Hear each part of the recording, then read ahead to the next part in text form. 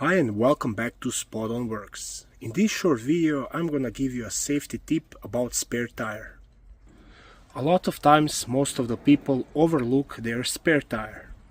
So it is very good idea to check if you actually have your spare tire and then if your spare tire is inflated. You wanna make sure that your spare tire is in good condition in case you need to use it. So pull out your spare tire and check it out. So I'm gonna check out my spare tire. So first thing I noticed that it doesn't have enough air. It's not completely flat, but it seems like there is not enough of air inside. So to inflate it, you can check right on the spare tire and it says how much air it needs. So this one will take up to 60 psi. Now find your air valve and check your pressure.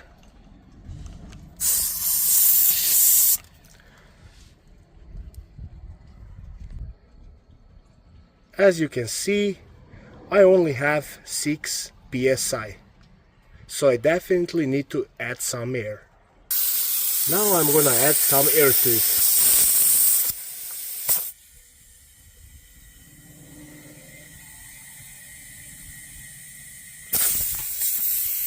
And now this spare tire is properly inflated.